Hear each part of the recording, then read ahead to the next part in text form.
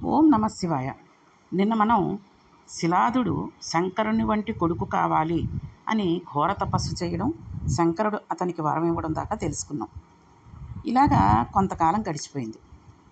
ఒకరోజు శిలాదుడు పరమశివ సంబంధమైన ఒక యజ్ఞ కార్యక్రమాన్ని నిర్వహించడం కోసమని భూమిని దున్ని యజ్ఞశాల నిర్మాణం చేసి అగ్నిహోత్రాలను వ్రేల్చడం కోసమని కొన్ని గుండాలను ఏర్పాటు చేసి ఆ యజ్ఞ నిర్వహణ చేస్తున్నాడు.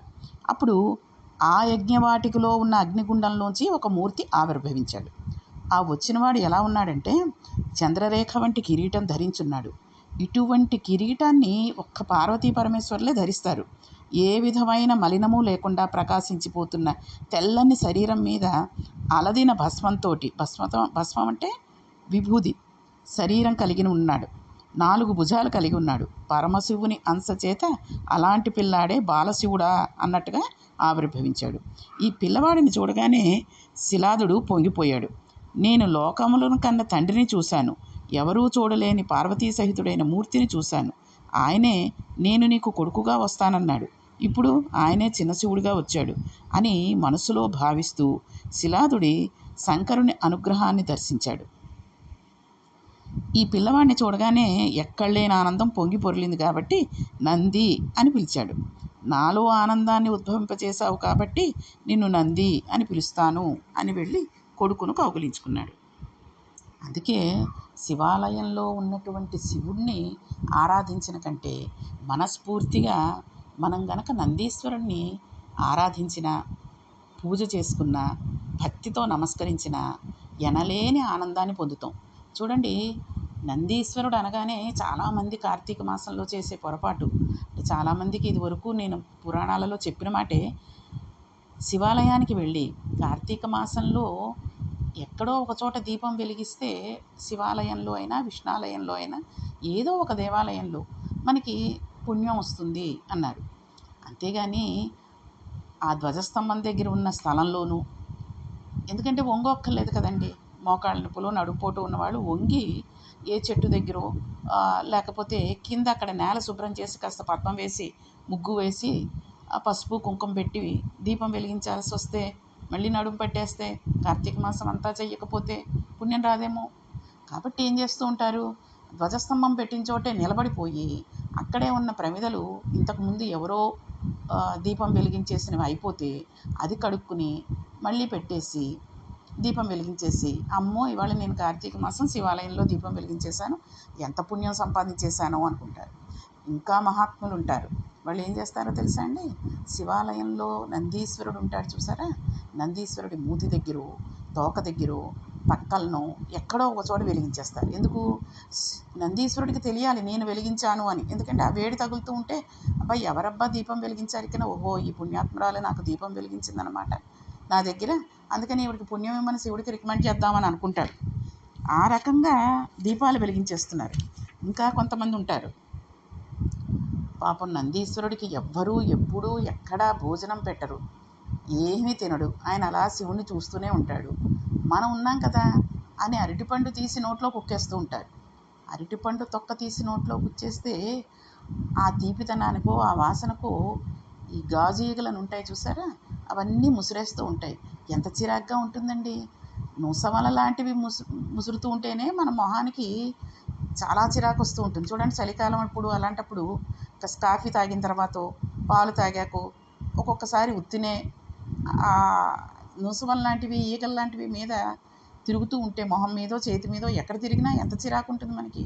అటువంటిది ఆ మహాత్ముడికి అలా పెట్టేస్తూ ఉంటే పుణ్యం సంపాదించడం మాట పక్కన పెట్టండి, మహాపాపాన్ని మనం సంపాదించుకున్న వాళ్ళం అవుతాం. కాబట్టి అటువంటి తప్పుడు పనులు ఎప్పుడూ చేయకండి. మీకు తోచిందా ఒక పువ్వు నందీశ్వరుడి కొమ్ముల దగ్గర కొంచెం వెనకకి పెట్టండి. ఎందుకంటే కొమ్ముల మధ్యలోంచి పరమేశ్వరుడి దర్శనం చేసుకోవాలి. మీరు పువ్వులు అడ్డుగా పెట్టేస్తే అవి తీసి వెనకాల వచ్చిన వాడు అవి తీసేసి పెట్టుకోలేడు. ఎందుకంటే ముందు పెట్టుకున్న వాళ్ళు భక్తితో ఆ పరమేశ్వరుడికి వాహనమైనటువంటి నందీశ్వరుడికి అంత భక్తితో చూస్తున్న ఆయనకి పువ్వులు పెడితే నేను తీసేస్తే ఆ పాపం నాకు వస్తుంది కదా అని భయపడతాడు. ఇటు పరమేశ్వరుడిని నంది కొమ్ముల మధ్యలోంచి చూడలేడు. కాబట్టి పక్కకో ఎక్కడికో పెట్టండి. కొమ్ముల మధ్యలో పెట్టేసి మిగిలిన భక్తులకి అసౌకర్యం కలిగేటట్టుగా మాత్రం చేయకండి. కాబట్టి ఇటువంటి దీపాలు వెలిగించేయడాలు అవి కూడా చెయ్యొద్దు. అవి చేసినందువల్ల మనకు ఆనందాన్ని ఇవ్వడు. నందీశ్వరుడు కదా ఆనందాన్ని ఇచ్చేస్తాడని అనుకోకండి. లేని దుఃఖాన్ని ఇస్తే మాత్రం తర్వాత మనమే బాధపడాలి. కాబట్టి ఆ పిల్లవాడికి నంది అని నామకరణం చేయగానే ప్రజలందరూ చూసి పొంగిపోతుండగా ఆ పిల్లవాడు దినదిన ప్రవర్ధమానం అవుతున్నాడు. ఇక్కడ మనకి ఇంకో సందేహం వస్తుంది. సందేహాలు పుట్టకదండి మన బుర్ర.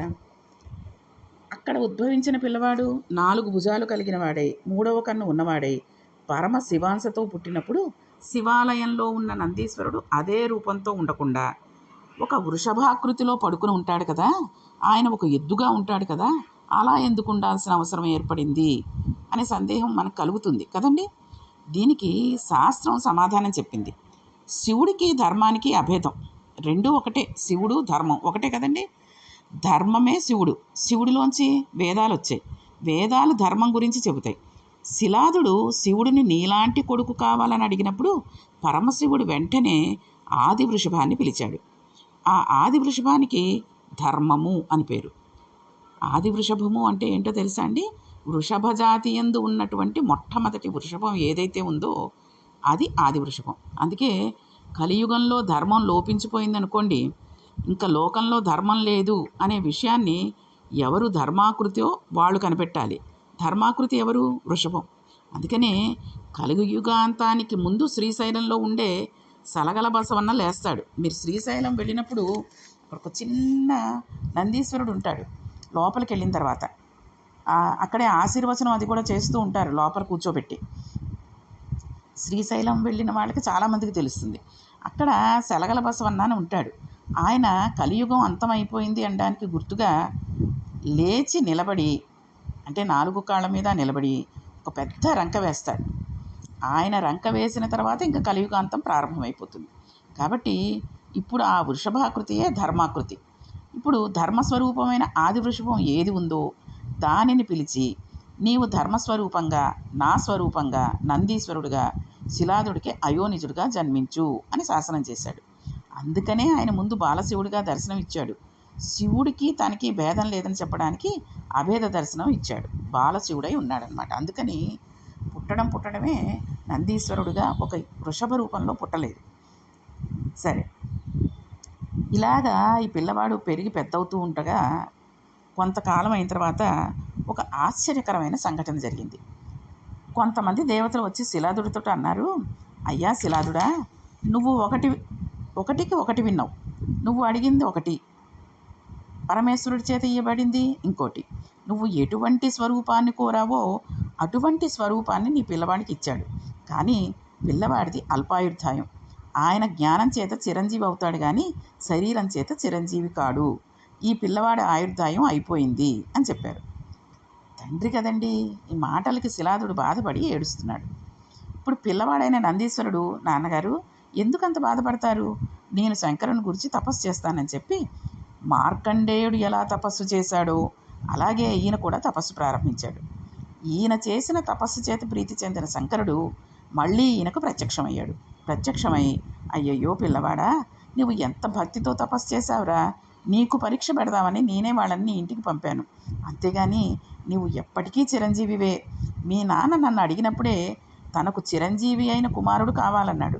నేను తథాస్తు అన్నాను. నేను తథాస్తు అన్న తర్వాత ఇంకా నీకు మృత్యు ఎక్కడి నుంచి వస్తుంది? కానీ నా మీద నీకు ఎంత పూనిక ఉన్నదో చూడడం కోసమని ఈ పరీక్ష చేశాను. నీ పూజకు నీ తపస్సుకు నేను పరవశించానని చెప్పి తన మెడలో ఉన్నటువంటి బంగారు పద్మములతో కూడిన హారాన్ని ఒక దానిని తీసి ఎదురుగుండా ఉన్న పిల్లవాడి మెడలో వేసేశాడు. ఈ మాలను మెడలో వేయగానే పిల్లవాడికి కూడా 3వ కన్ను వచ్చింది. శివుడికి 5 ముఖాలు ఎలా ఉంటాయో అలా 5 ముఖాలు వచ్చాయి, 10 భుజాలు వచ్చాయి. ఈ విధంగా వచ్చి ఆ పిల్లవాడు శివుడితో సమానంగా అలరారుతూ శివుని ఎదుట నిలబడ్డాడు. ఇప్పుడు అమ్మవారు పుత్రప్రేమతో పరవశించిపోతూ ఆ నందీశ్వరుని కొడుకుగా అక్కును చేర్చుకుంది. ఈ పిల్లవాడు కడుపు పుట్టినవాడు కాకపోవచ్చు, విశాల హృదయం ఉన్నవారు అంత ప్రేమగా ప్రవర్తిస్తారు. అంటే తల్లి హృదయమే కదండి. ఇప్పుడు మన సొంత పిల్లవాడే కాదు, ఆ పిల్లవాడు ఎవరైనా సరే ఆకలితో ఏడుస్తున్నాడో ఏదో దెబ్బ తగిలి ఏడుస్తున్నాడు. ఒక చోట ఎక్కడో గ్రౌండ్లో ఆడుకుంటున్నారు పిల్లలందరూ. ఓ పిల్లవాడు పడిపోయాడు. వాళ్ళ అమ్మ కొంచెం దూరంలో ఏదో ఫోనే మాట్లాడుతుంది అనుకోండి ఈ రోజుల్లో చెప్పాలంటేను. ఈ పిల్లవాడు పడిపోతే అయ్యో వాళ్ళ అమ్మొచ్చి తీసుకుంటుందిలే, పైకి లేపుతుందిలే, నేనెందుకు చూడాలి అని ఏ తల్లి కూడా ఆగదు. గబగబా దగ్గరికి వెళ్ళి అయ్యో పడిపోయావా నాన్న, అమ్మేది అని అడుగుతుంది కదండి. అంతే. అది కాక కొంతమంది ఉంటారండి, వాళ్ళకి పిల్లలు ఉంటారు, మనవలు ఉంటారు. అయినా కానీ ముఖ్యంగా చెప్పాలంటే ట్రైన్లలో ఒక తల్లి తండ్రి చంటి పిల్లవాళ్ళు, వాడికి ఏడాదిలోపు రెండేళ్లలోనో ఉంటాయి, పుట్టింటికి వెళ్ళి వస్తుందో అస్తమాటు అత్తగారు మామగారు కానీ తల్లి తండ్రి కానీ కూడా వచ్చి దింపాలంటే అవ్వదు కదండి. కొంచెం ఏడాదిలోపు 8 నెలలు 9 నెలలు ఉంటాయి. వాళ్ళకి ఈ ట్రైన్ జర్నీలు అవి కొత్త. పిల్లలకి ఎంతసేపు ఏది అమ్మమ్మ వాళ్ళు ఆడుకున్న వాళ్ళు ఈ ట్రైన్ దగ్గరికి వెళ్ళేసరికి ఏదో నిశ్శబ్దం, అదొక రకం చప్పుడు, ఆ ఏసీ ఎక్కువగా ఉండడం, ఇలాంటివి కొత్త ప్రదేశం, అలాంటివి కొత్త వాళ్ళని ఎదురుగుండా ఉన్న వాళ్ళని కొత్త వాళ్ళని చూసి ఏదో రకంగా కొంచెం పేచీ పెడుతూ ఉంటారు కొంతమంది. ఇంకా ఈ మిగిలిన భోగిలో ఉన్నవాళ్ళు, మిగిలిన వాళ్ళు ఎంత కొట్టుకుపోతూ ఉంటారో. అయ్యో పాలు పట్టాలేమో చూడమ్మా, ఎందుకంత అలా ఏడుస్తున్నాడో, మా పిల్లలైతేనండి అంటూ మొదలెడతారు. వాళ్ళకి 70 ఏళ్ళు 60 ఏళ్ళు ఉంటాయి, ఇంకా మా పిల్లల గురించి అని చెప్పడం ఏమిటండి. యువతల వాళ్ళు ఎంత సతమతమైపోతూ ఉంటారో నిజానికి. అయ్యో పిల్లవాడు ఏడుస్తున్నాడు, మిగిలిన వాళ్ళందరూ అందరికీ కూడా డిస్టర్బెన్స్ అవుతుందేమో అని ఒక భయం. అసలు ఎందుకు ఏడుస్తున్నాడో తెలియదు. ఏ కడుపు నొప్పో కాలు నొప్పో వస్తే అప్పటికప్పుడు డాక్టర్లు లేరు. ఏంట్రా భగవంతుడా అని వాళ్ళు భయపడిపోతూ ఉంటే వీళ్ళందరూ వెనకాల కామెంట్ చేస్తూ ఉంటారు. అది కాదు తల్లిదనం అంటే. ఒక పిల్లవాడిని చూడగానే మాతృహృదయం పొంగింది అంటారు చూసారా, దానిని తల్లి హృదయం అంటారు. కాబట్టి తన కడుపును పుట్టినవాడు కాకపోయినా అంత విశాల హృదయం ఉన్నవాళ్ళు అంత ప్రేమగా ప్రవర్తిస్తారు. శివుడు తన జటాజూటంలో ఉన్న నీళ్లు తీసి ఆ పిల్లవాడి మీద చల్లాడు. అవి నందీశ్వరుడి నుండి జాలువారి త్రిశ్రోత్ర, జటోదక, స్వర్ణోదక, జంబూ నది, వృషధ్వని అనే పేర్లున్నటువంటి 5 నదులుగా ప్రవహించాయి. ఈ 5 నదులు ప్రవహిస్తున్న మధ్యప్రదేశంలో పరమేశ్వరుడు ప్రతిష్ఠ చేసిన శివలింగం ఒకటి ఉంది. ఈ 5 నదులలో స్నానం చేసి అక్కడ శివలింగాన్ని ఎవరైతే అర్చిస్తారో వాళ్ళకి మోక్షం ఇవ్వబడుతుందని శాస్త్రం చెప్తుంది. ఆ తర్వాత పార్వతీదేవి ఆ పిల్లవాడిని ప్రమథగణాలకు నాయకునిగా చేయవలసిందని శివుణ్ణి అభ్యర్థించింది. వెంటనే శివుడు ఆ పిల్లవాడిని కూర్చోబెట్టి ప్రమథగణాలన్నిటికీ నాయకుడిగా అభిషిక్తం చేశాడు. ఈ విధంగా అభిషిక్తం చేయబడిన వాడికి తగిన కాంతను చూసి వివాహం చేద్దామని పార్వతి శివుడికి చెప్పింది. అప్పుడు పార్వతీ పరమేశ్వరులు నందీశ్వరునికి భార్యను వెతికారు. ఇది అసలు లోకంలో ఎంత విచిత్రమో చూడండి. ఆయనకు తగినటువంటి భార్య మరుత్తుల కుమార్తె సుయస అనే ఆవిడ్ని నిర్ణయించారు. సుయస అంటే మంచి, యస అంటే కీర్తి కదండి.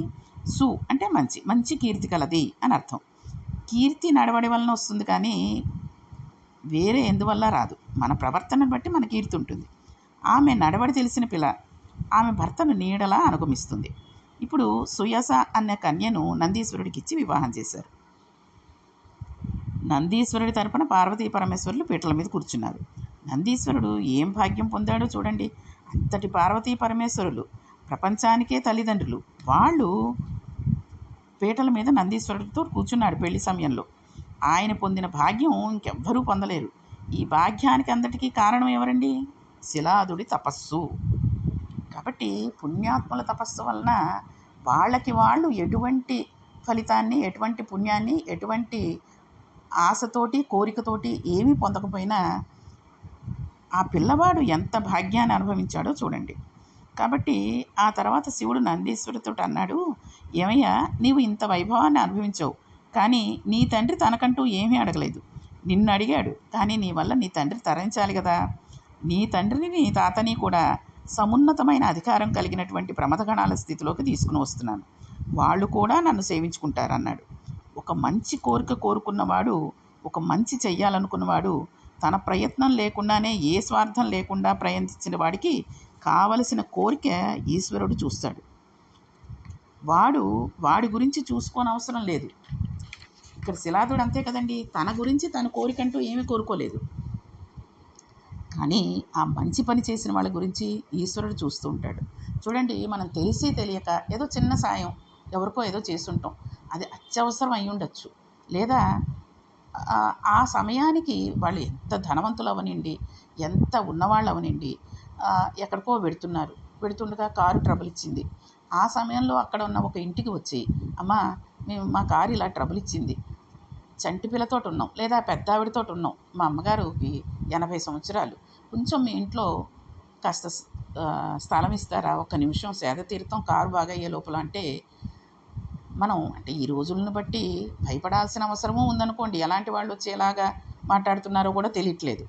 కాబట్టి అటువంటి వాళ్ళకి పరమేశ్వరుడి స్వరూపంగా వచ్చారు అనుకుని కాస్త సేద తీరేందుకు కాస్త మంచినీళ్ళు, పలహారము ఏదో ఇచ్చి వాళ్ళని వెళ్ళిపోయిన తర్వాత పరమేశ్వరార్పణమస్తు అనుకున్నాం అనుకోండి, అది భగవంతుడు మెచ్చుకుంటాడు. మనం గొప్పగా ఇంకోళ్ళకి చెప్పుకోక్కర్లేదు. ఏమండి ఏమండి ఏం చేసామో తెలుసా అండి, వాళ్ళు ఎవరో వస్తే మేము వాళ్ళు వచ్చాక కూల్ డ్రింకులు ఇచ్చామండి, స్వీట్ ఇచ్చామండి, మిక్చర్ ఇచ్చామండి, ఇలాంటివి కాదు చెప్పుకోవడం.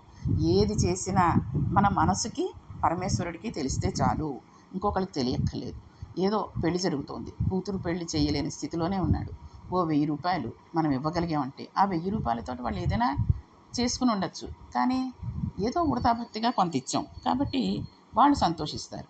లేదా ఓ పట్టు చీర కొనిచ్చాం, లేదా ఒక వస్తువు పెళ్ళికి సంబంధించిన వస్తువు పిల్ల తరఫు వాళ్ళకి అవసరమయ్యే వస్తువు కొనిచ్చామనుకోండి, ఏముంటాయండి పానకం బిందులో, కాళ్ళు కడుగు పళ్ళెము, ఇలాంటివేవో ఇచ్చామనుకోండి, ఉన్న ఆస్తి అంతా మనం పట్టుకుని వెళ్ళిపోలేం కదండి. ఏదో అవసరార్థం ఒకళ్ళు ఏదో అప్పుల బాధలో ఉన్నారు, తీర్చుకోలేని పరిస్థితి, ఇవాళ రేపో కట్టకపోతే వాళ్ళు వచ్చి గొడవ చేస్తారు. అంతా ఇవ్వలేం, వడ్డీలతో సహా వాళ్ళకి తీర్చలేం. కొంత ఓ 5,000 10,000 ఇవ్వగలిగామే అనుకోండి, వాళ్ళు ఆ రకంగా సంతృప్తి చెందుతారు. ఇంత సాయం పొందాక వాళ్ళు మర్చిపోయారు, విశ్వాసం లేకుండా ఉన్నారు అంటే అది వాళ్ళ కర్మ. అది మనకేమీ తప్పు లేదు, మన పుణ్యమేం పోదు.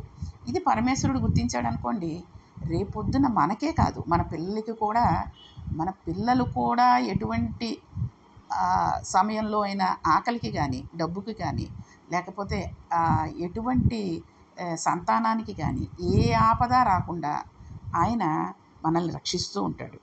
కాబట్టి యోగక్షేమం వహామ్యహం అంటారు కదండి. అలాగ పరమేశ్వరుడు నందీశ్వరుడిని చూసిన ఆయన చేసినటువంటి పుణ్యానికి, నీ తండ్రి నిన్ను అడిగాడు కానీ ఆయనకి అంటూ ఏమీ అడగలేదు కాబట్టి, ఇప్పుడు శిలాదుడిని కూడా ప్రమథగణాల్లో ఒకడిగా, ఆయన్నే కాదు తాతని కూడా, అంటే ఆ వంశం ఎంత అభివృద్ధిలోకి వచ్చేసిందో చూడండి. ఇప్పుడు ప్రమథగణాలకు నాయకుడు తన కొడుకు నందీశ్వరుడు కదండి, శిలాదుడి కొడుకు నందీశ్వరుడు. ఒక తండ్రికి ఇంతకన్నా గొప్ప పదవి మరొకటి ఉండదు కదండి. నందీశ్వర శిలాదులు లోకంలో ఈ స్థితిని పొందారు, ఇద్దరు శంకర కింకరులు. ఇది వాళ్ళ గొప్పతనం, ఇది నందీశ్వరుడి చరిత్ర అంటే. ఇంతేకాకుండా శివుడు నందీశ్వరుడికి మరొక వరం ఇచ్చాడు. నీవు ఎప్పుడైనా ఎక్కడికైనా వెళ్ళి ఉంటే నేను కూడా అక్కడికి వచ్చేసి ఉంటాను, నేను ఎక్కడైనా ఉంటే నీవు కూడా అక్కడే ఉంటావు, శివాలయంలో నా ఎదురుగుండా నీవు ఉండాలి అని చెప్పాడు. కాబట్టి నందీశ్వరుడు ఎక్కడ ఉంటే అక్కడ శివుడు ఉంటాడు, శివుడు ఎక్కడ ఉంటాడో అక్కడ నందీశ్వరుడు కూడా ఉంటాడు. శిలాదుడు తన కొడుకు గొప్ప భక్తి తత్పరుడు కావాలని అడిగాడు. ఆ పుట్టినవాడి భక్తికి ఈశ్వరుడు వసుడు అయిపోయి ఈ వరం ఇచ్చాడు. అందుకే ఎవరైనా సరే ఈ నందికేశ్వర చరిత్రను చదివినా, చేతులొగ్గి నమస్కరిస్తూ వినినా, నందికేశ్వరుని వైభవాన్ని మనసులో తలుచుకుని మురిసిపోయినా వాళ్ళకి భగవంతుడు ఇహమనందు సమస్త సుఖాలనే ఇచ్చి, అంత్యమనందు ఇది విని పరవశించిపోయిన వారిని ఈశ్వరుడు తన ప్రమథ గణాలలో ఒకరిగా చేర్చుకుంటాడు అని అభయం ఇవ్వబడింది. కాబట్టి నందీశ్వరుడి చరిత్ర ఎంత గొప్పదో చూడండి.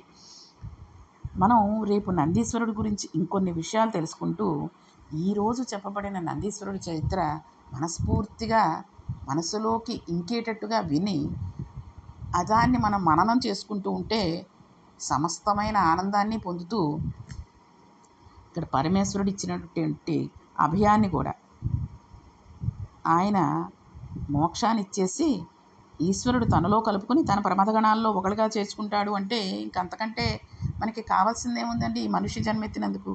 కాబట్టి అటువంటి స్థితిని పొందడానికి ఈ నందీశ్వరుడి చరిత్రని 1-2 సార్లు మనం చదువుకుంటూ రేపటి ప్రవచనంలో ఇంకొన్ని విషయాలు నందీశ్వరుడి గురించి తెలుసుకుందాం. ఓం నమః పార్వతీపతి హర హర మహాదేవ శంభో శంకర.